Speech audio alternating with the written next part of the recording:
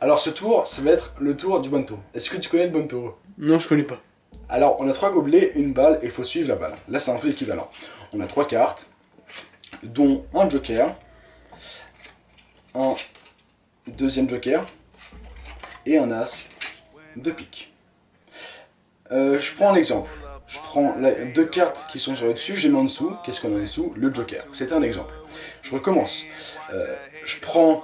En dessous on avait le joker, au-dessus on a le joker. Donc qu'est-ce que tu penses qu'on a au milieu? L'as de pique. Le joker. Parce que l'as de pique il était là. L'as de pique il était là, mais de la même façon, il peut aussi être sur le dessus du paquet. Il peut aussi être au milieu. Je te promets 100 euros. Non, allez, 50 euros. Si tu trouves la carte qui est là. Un joker. Un valet de carreau. Et tout de suite, les explications.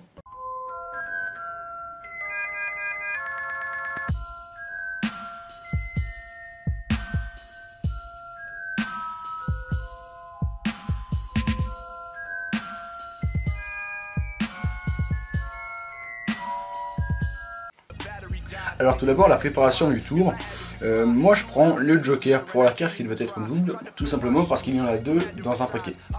Donc ce sera tout de suite plus crédible du point de vue du spectateur d'avoir deux jokers.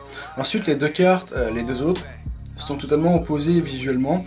Comme ça l'effet à la fin, lorsque vous venez étonner le spectateur en montrant une carte dont il ne s'attendait pas du tout, sera encore plus amplifié. Donc d'où l'idée de prendre une carte noire, une carte rouge, une carte à face, une carte à fond. L'ordre des cartes, lui, doit être comme ça. La carte à dissimuler en première position, la carte qui doit être en double en deuxième position, et la carte, voilà, les dernières cartes en troisième position.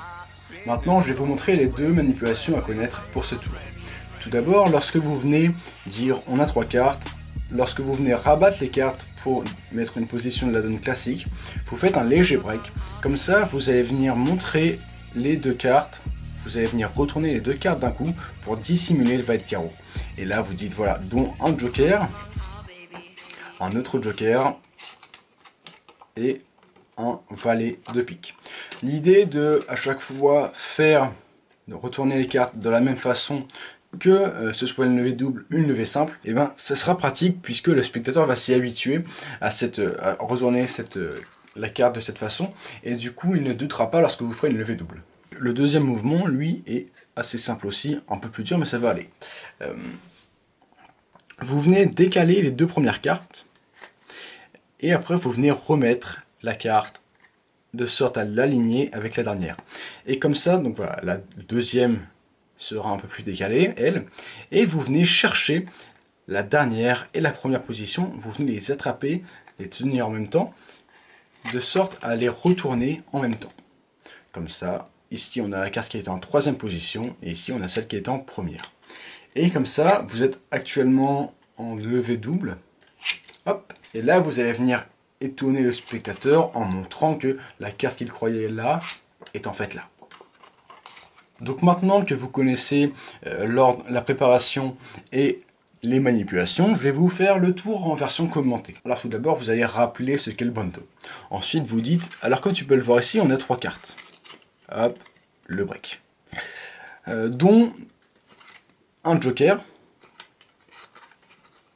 un deuxième joker, on retourne toujours les cartes de la même façon, même la dernière, et un as de pique. L'idée va être de suivre l'as de pique. Donc tout d'abord, je vais mettre les deux premières cartes en dernière position. Vous dites ça, c'est un exemple. Il n'y a aucune manipulation à faire là-dessus. Vous mettez les deux cartes qui étaient sur le dessus en dernière position. Donc là vous dites, et donc normalement, voilà, tout à fait logiquement, on a le joker en dernière position. En dessous, on a le joker. Hop, deuxième manipulation que je vous ai expliqué.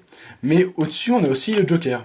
Donc tu comprendras qu'au milieu on a, hop, vous le laissez répondre, il vous dira normalement l'as de pique, et ben non, on a le joker. Parce qu'en fait l'as de pique il était là. Vous refaites encore la deuxième manipulation, l'as de pique il était en dessous, mais il peut aussi être au-dessus. Mais il peut aussi être au milieu. Là le spectateur va commencer à être assez perturbé. Et c'est là que vous allez créer votre mise en scène. Voilà, moi j'ai fait une mise en scène avec un espèce de pari.